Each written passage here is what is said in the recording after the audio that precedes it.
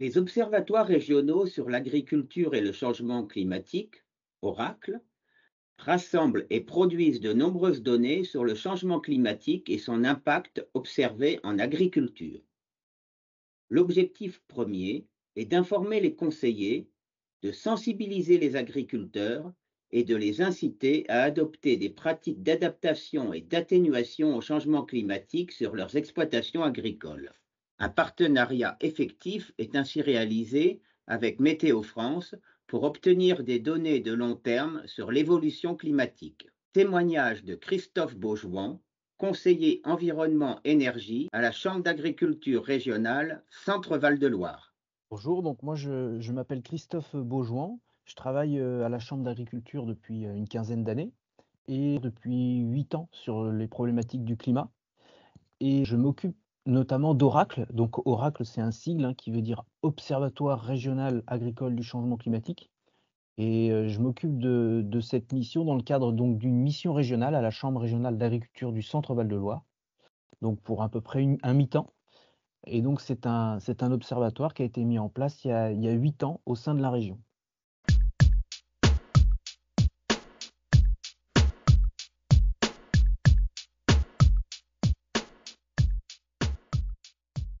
En quoi consiste cet observatoire et comment se concrétise-t-il sur le terrain? Oracle, ça part d'un partenariat fort avec Météo France qui, dans les 2 premiers chapitres d'Oracle, va faire appel aux stations météo de Météo France.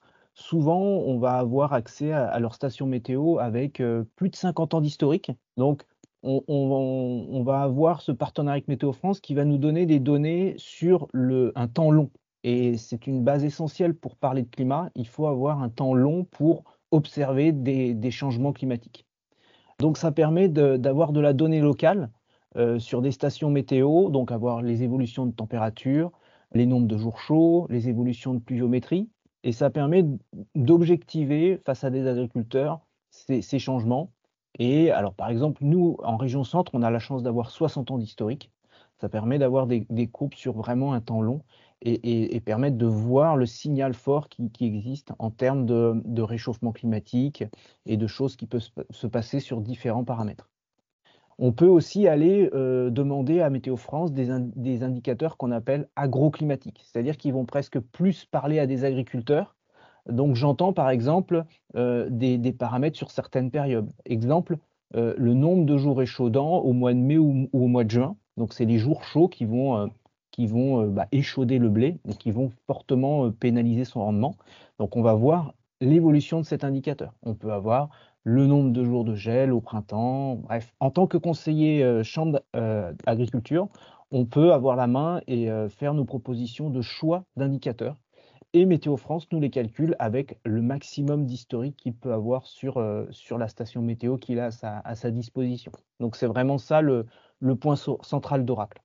Dans un second temps, Oracle, on a la main sur un chapitre qui est les impacts agricoles. Donc là, le conseiller est vraiment libre d'aller chercher dans sa biblio ce qu'il juge comme avoir une incidence sur les impacts agricoles. Donc je prends l'exemple, l'évolution du rendement en blé tendre, où il est acté qu'il y a une évolution du rendement liée au climat, des dates de récolte, des évolutions de floraison, bref, des choses qu'il peut voir et qui sont liées au réchauffement climatique. On peut le mettre dans ce chapitre pour essayer de faire de la biblio et d'amalgamer de l'information à ce sujet. Et enfin, les 2 derniers chapitres, adaptation, atténuation, sont plus des chapitres sur lister des leviers d'action pour prendre en compte ce sujet et proposer, tester des actions sur comment s'adapter au mieux et comment atténuer ces phénomènes d'émissions de gaz à effet de serre pour limiter le phénomène du réchauffement climatique.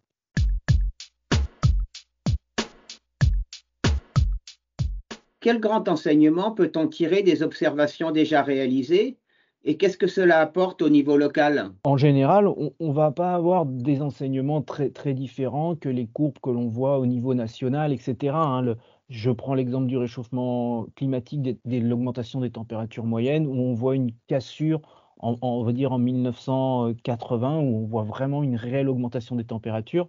On va vraiment avoir les mêmes tendances qui se passent au niveau national dans nos villes locales. L'idée c'est vraiment plutôt d'apporter de l'information locale aux agriculteurs pour qu'ils se sentent plus concernés en disant c'est pas une courbe mondiale ou une courbe nationale, c'est vraiment la courbe de ma station météo auquel je passe devant tous les jours et les points bleus qu'on me montre, c'est une station qui est peut-être à 10 kilomètres de chez moi. Donc la volonté, elle n'est pas de révolutionner dans les courbes. Les courbes, on connaît la tendance, mais c'est plus pour apporter de la donnée locale et pour que l'agriculteur se sente concerné par ce réchauffement climatique qui a lieu bien évidemment au niveau mondial, mais il a lieu également dans sa commune, quoi.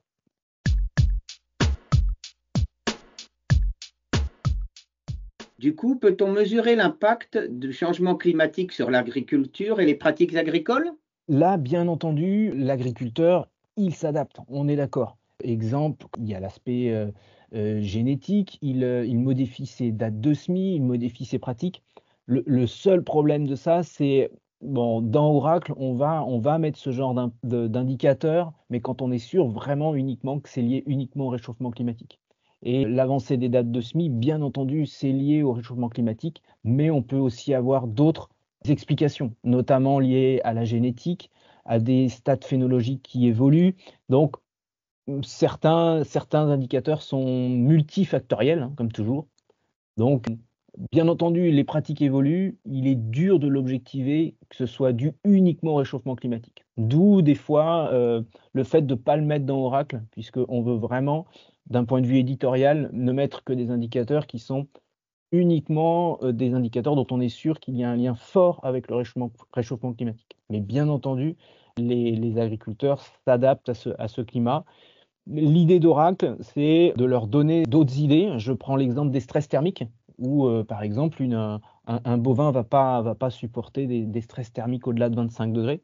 Bah, c'est de regarder cette courbe d'évolution des stress thermiques dans le futur et de prendre en compte ce changement, quoi. C'est-à-dire que si déjà ces vaches subissent des stress thermiques aujourd'hui, en voyant l'évolution de ces jours demain, il faut qu'ils le mettent en priorité et qu'ils commencent à essayer de travailler sur sa ferme pour essayer de construire sa ferme la plus résiliente possible.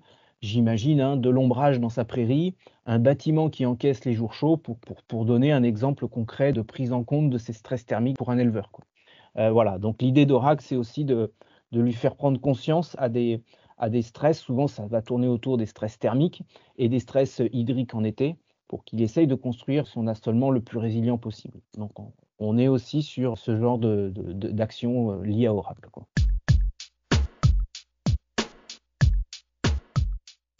Dans quelle mesure peut-on dire que les observatoires Oracle contribuent à l'adaptation ou à l'atténuation du changement climatique? L'essence d'Oracle, c'est quand même à 90% sur l'adaptation, hein. Là, je vous parle depuis le début uniquement d'adaptation, c'est-à-dire prise en Mmh. compte de ces stress thermiques, prise en compte de ces stress hydriques, prise en compte de ces modifications de gel, d'essayer de toucher du doigt ces impacts et comment je construis mon exploitation demain pour prendre en compte ces impacts. Donc, l'essence même d'Oracle est quand même vraiment dans de l'adaptation. Bien entendu, le sujet de l'atténuation n'est pas très loin derrière. Et si on veut limiter ces impacts-là, il faut travailler sur l'atténuation. Mais on va dire qu'Oracle, on est quand même plus essayer de trouver des leviers d'adaptation. C'est plutôt quand même ça la philosophie d'Oracle.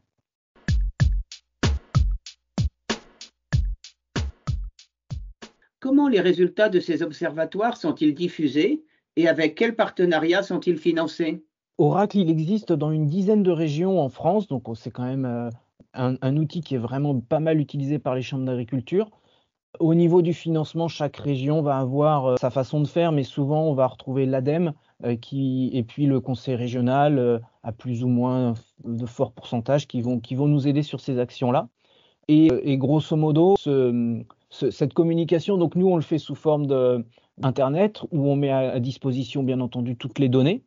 Et moi, surtout, il va me servir lors de mes interventions, puisque je vous rappelle que moi, ma mission, elle est de sensibiliser les agriculteurs au changement climatique. Souvent, ces courbes-là qui vont être actualisées tous les 4 ans, hein. Bon, enfin, nous, on va pas l'actualiser tous les ans parce que, bon, il n'y a pas forcément d'intérêt, mais on va l'actualiser tous les 3-4 ans. Et moi, je vais introduire toutes mes réunions avec ce type de graphique, puisque on a de la donnée réelle. Là, on ne parle pas de projection climatique, hein. On est sur de la donnée réelle avec 60 ans d'historique. Souvent, mes réunions vont commencer par ces introductions. pour objectiver les tendances et même s'il n'y a plus d'agriculteurs climato-sceptiques dans la sphère agricole aujourd'hui, ça permet quand même de partir sur des bases saines en début de réunion et parler d'évolution. Je vous donne un chiffre, par exemple, chez nous en région centre, c'est plus 6 jours de jours très chauds, les jours à plus de 25 degrés, tous les 10 ans. Donc vous voyez, mettre ce jour-là en tête et commencer cette réunion-là permet de partir sur des bases saines ou donner un chiffre de rapidité de réchauffement de l'hiver, etc., etc. Donc nous, on va s'en servir surtout pour diffuser aux conseillers, pour leur apporter de la matière dans leurs réunions. Je pense notamment au conseiller irrigation qui va pouvoir s'emparer de ces courbes-là, sa courbe d'évolution de stress hydrique. Donc stress hydrique en été, forcément le conseiller irrigation va pouvoir introduire sa réunion avec ce type de graphique et faire travailler les agriculteurs sur un conseil futur en irrigation.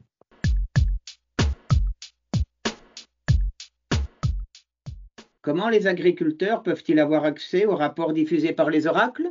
Comme je l'ai dit tout à l'heure, il existe une dizaine de régions qui possèdent un oracle. Donc surtout si vous êtes agriculteur ou conseiller agricole et que vous ne connaissez pas cet outil, n'hésitez pas à taper sur une barre internet le mot oracle suivi de chambre d'agriculture et du nom de votre région et vous trouverez certainement le lien qui vous amènera vers votre oracle de votre région et qui vous apportera tous les éléments dont j'ai parlé.